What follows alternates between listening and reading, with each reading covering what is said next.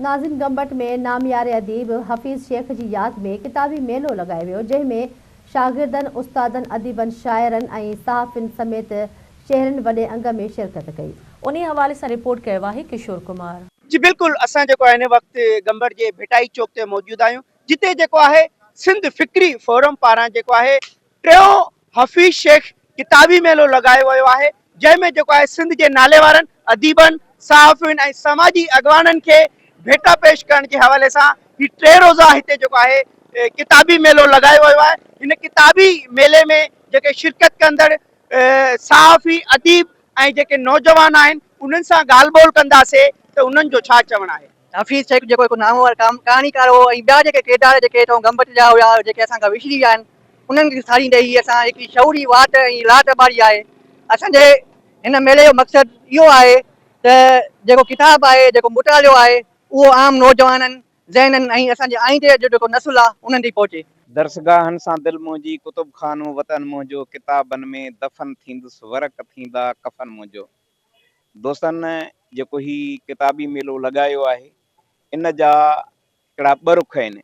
हिकिड़े तरफ़ उन्हनि अज़ीम इंसाननि खे यादि कयो थो वञे जिन सिंधी अदब जी ख़िदमत कई, ऐं ॿिए तरफ़ उन्हनि नौजवाननि खे हिन तरफ़ माइल कयो थो वञे त हू किताब पढ़नि, किताबनि सां शौक़ु रखनि ऐं ॼाण हासिल कनि।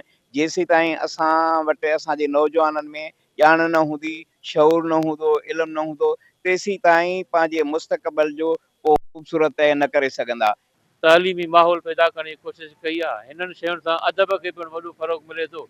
अदब जे मुख़्तलिफ़ मौज़ूअनि जा हिते किताब पिया आहिनि, तारीख़ जा किताब आहिनि जेके शागिर्दनि जे लाइ ॾाढा लाभायत आहिनि, स्टूडेंट जे लाइ ग्रामर जा, डिक्शनरियूं वग़ैरह हर क़िस्म जो किताब हिते मौजूदु आहे। हिन मेले सां असांजो ख़ासि मक़सदु इहो आहे त जेको नौजवान तबिको आहे, शागिर्द तबिको आहे, या सभु जेके नंढी वॾी उमिरि जा आहिनि, असां उन्हनि खे किताबनि ॾे मोटाइणु चाहियूं था। किताबनि जा रस्ता, किताब ई असांखे शऊर, इल्म ज़रिए सघारो कंदा। तव्हां ॾिठो त हफ़ीज़ शेख जेको सिंध जो नाले वारो शाइर ऐं अदीब हुयो, उन जे हवाले सां हिते जेको आहे सिंध फिक्री फोरम पारां सिंध जा जेके नाले वारा शाइर, अदीब ऐं जेके सीनियर तालीमदान हुया, जंहिंमें नज़र लाखाई, नसर नवीस, इदरीस आजिज़ अब्बासी, मोहम्मद असलम भट्टी, शहीद सहाफ़ी आशिक अली मंगी ऐं मोहम्मद सलीम याद में उन्हनि खे भेटा पेश करण जे हवाले सां हिते जेको आहे 3 रोज़ा किताबी मेलो लगायो वियो। हिन किताबी मेले में जेके शिरकत कंदड़ हुया उन्हनि जो चवणु हुयो त ही किताबी मेलो लगाइण जो मक़सदु इहो आहे सिंध जे नौजवाननि में तालीमी शऊर पैदा करणु आहे। कैमरामैन आकाश कुमार सां गॾु किशोर कुमार, आवाज़ टीवी न्यूज़, गंबट।